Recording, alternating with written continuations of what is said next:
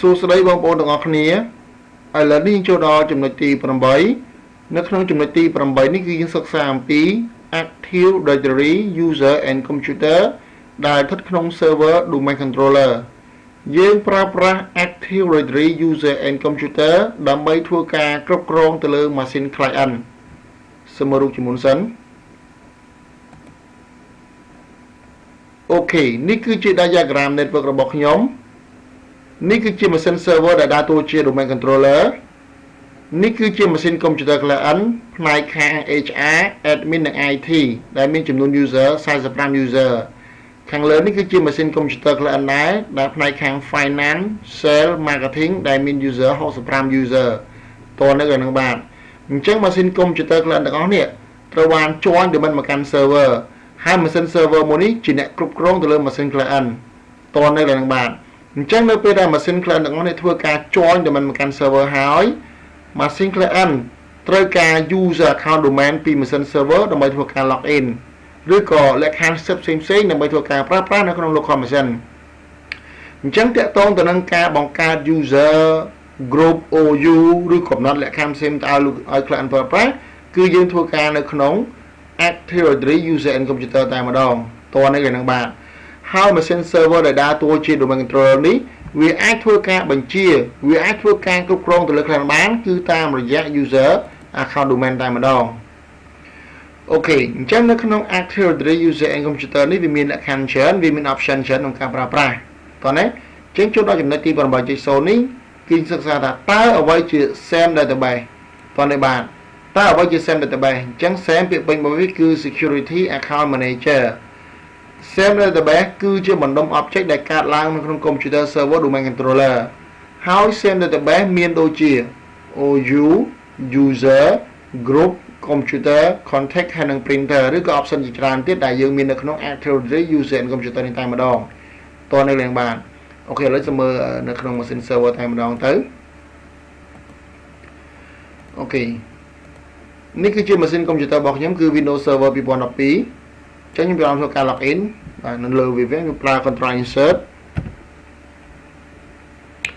បាទខ្ញុំ login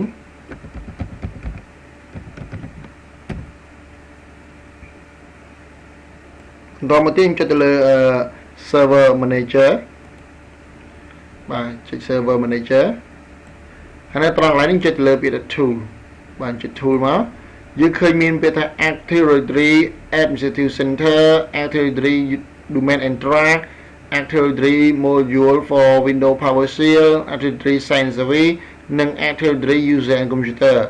ទាំងអស់នេះមិនមែនសុកមានស្រាប់ទេលុះត្រាតែម៉ាស៊ីន computer មួយនេះយើងដំឡើងទៅជា domain controller បានវាបង្កើតឡើងពពួក Active Directory នេះចេញមកតើនៅវានឹងបាទហើយពពួក Active Directory មួយៗនេះវាមានតួនាទីផ្សេងៗគ្នាដើម្បីធ្វើការគ្រប់គ្រងទៅលើម៉ាស៊ីន client និង server ដទៃទៀត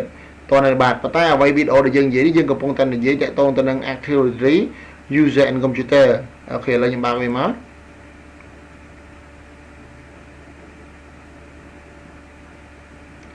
អរចាំតិចអូខេនេះគឺជាផ្ទាំងកម្មវិធីរបស់ Active Directory User and Computer ដែលមានក្នុង Windows Server 2012តែប៉ុន្តែក្នុង Server 2003 Windows Server 2008ក៏វាមានដែរតោះណាឥឡូវយើងកំពុងរៀន Server 2012ខ្ញុំនិយាយ Windows Server 2012អញ្ចឹងខាងលើនេះគេដាក់ពាក្យថាActive Directory User and Computer ហើយនេះឈ្មោះម៉ាស៊ីន computer របស់យើងគឺ SRV 2012 DC domain name គឺ khmairfree.local តោះនៅលើហ្នឹងបាទអូខេនេះគឺវាយកឈ្មោះ domain របស់យើងគឺ khmairfree.local ហើយខាងក្រោមនេះជើងមើលផ្លែដូចជា folder អញ្ចឹងទៅប៉ុន្តែវាឈ្មោះថា OU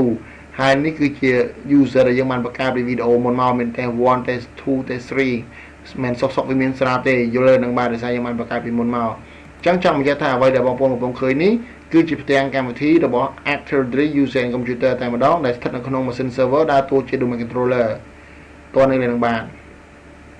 អូខេនេះក៏ខ្ញុំបង្ហាញទូទេអញ្ចឹងវីដេអូមុនហ្នឹងគឺខ្ញុំបញ្ចប់តែនឹងសិនវីដេអូក្រោយយើងចាប់ដើមលើកយកការងារមួយចំនួនដែលស្ថិតក្នុង SAM database មកបង្ហាញដូចជា OU user group ឬការងារផ្សេងៗដែលយើងត្រូវប្រើប្រាស់ទៅលើការងារជាក់ស្ដែងតែម្ដងតើនៅលើនឹងបាទវីដេអូនេះក៏និយាយពីទ្រឹស្ដីទេ